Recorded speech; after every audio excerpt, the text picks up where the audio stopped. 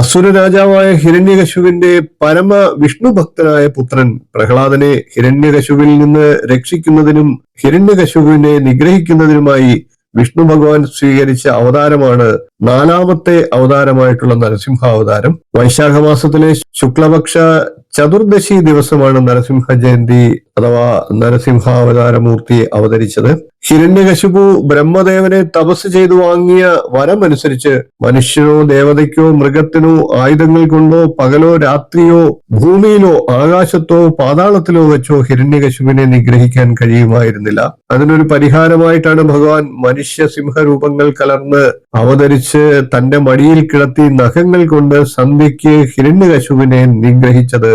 ഈ പുണ്യ ദിവസം നരസിംഹ ജയന്തി എന്ന് അറിയപ്പെടുന്നു. വളരെ ശ്രേഷ്ഠമായ ഒരു വ്രതമാണ് നരസിംഹ ജയന്തി. നരസിംഹ ജയന്തി വ്രതം എല്ലാവിധത്തിലുമുള്ള ഗ്രഹദോഷങ്ങളിൽ നിന്ന് മുക്തി നേടുന്നതിനും ശത്രുദോഷങ്ങളും ആഭിചാര ദോഷങ്ങളും ഇല്ലാതാക്കുന്നതിനും ഉദ്ദിഷ്ട കാര്യസിദ്ധിക്കും ദൈവികമായിട്ടുള്ള മറ്റ് കൃപാകടാക്ഷങ്ങളുടെ വർധനവിനും മറ്റും നരസിംഹമൂർത്തി വ്രതാനുഷ്ഠാനം നമുക്ക് ഉപകരിക്കപ്പെടുന്നതാണ്. ഭക്തിയോടുകൂടി ഒരു തവണയെങ്കിലും ഈ വ്രതം അനുഷ്ഠിച്ചാൽ 7 ജന്മങ്ങളിലെ പാപങ്ങൾ പൂർണ്ണമായി ഒഴിവാകുമെന്നാണ് വിശ്വാസം. നരസിംഹ ജയന്തി വ്രതമനുഷ്ഠിക്കുന്നവർ 3 ദിവസം മുൻപേ മത്സ്യമാംസാദികൾ വെടിഞ്ഞ് മറ്റ് പൊതു വ്രതനിഷ്ഠകളും പാലിക്കേണ്ടതാണ്. അതിനു സാധിക്കാത്തവർ തലേ ദിവസം മുതൽ വ്രതനിഷ്ഠകൾ പാലിക്കണം. ഒരു നേരം മാത്രം അരിയാഹാരം കഴിക്കുന്നതും വളരെ വിശേഷമാണ്. നരസിംഹ ജയന്തി ദിവസം സന്ധ്യ വരെ ഉപാസിക്കുന്നതും ഉത്തമമാണ്.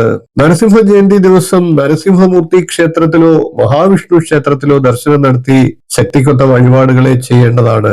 നരസിംഹ പുരാണമോ ഭാഗവതത്തിലെ നരസിംഹാവതാര വർണ്ണനയോ ഒക്കെ പാരായണം ചെയ്യുന്നതും അതീവ ശ്രേഷ്ഠമായിട്ടുള്ള കാര്യമാണ്.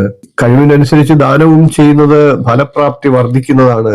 നരസിംഹ ജയന്തി വ്രതം അനുഷ്ഠിച്ചാൽ ഭയമുക്തി, ഉന്മാദമുക്തി, ആഭിചാരദോഷ ശമനം തുടങ്ങിയ ഗുണാനുഭവങ്ങൾ ആ വ്യക്തിക്ക് ലഭിക്കുന്നതാണ്. കൂടാതെ വൈകുണ്ഠ പ്രാപ്തിയും ലഭ്യമാകുമെന്നാണ് വിശ്വാസം. വൈശാഖ മാസത്തിലെ ശുക്ലപക്ഷ ചതുർദശി ദിവസത്തിലാണ് നരസിംഹമൂർത്തി അവതരിച്ചത്. ഈ വർഷം അത് ഇടവമാസം 28-ാം തീയതി, അതായത് മെയ് 11-ാം തീയതിയാണ്.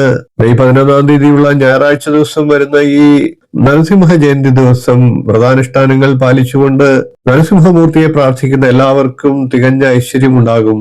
ഇത്തരത്തിലുള്ള വിശേഷ ദിവസങ്ങൾ അറിഞ്ഞിരുന്നുകൊണ്ട് അതിന് ആവശ്യമായിട്ടുള്ള ഉപാസനകൾ ചെയ്യുന്ന ഒരു വ്യക്തിക്ക് ഒരിക്കലും ഈശ്വരാധീനം നഷ്ടപ്പെടുകയില്ല.